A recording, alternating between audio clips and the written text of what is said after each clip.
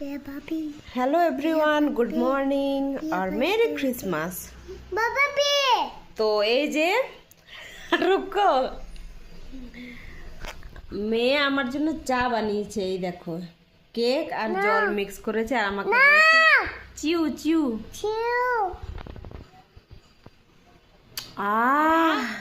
ওয়া চিউ চিউ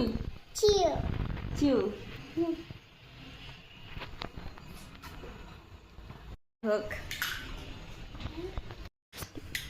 Sekarang re nyelepe onong kaya gatik kana nitong bajak kana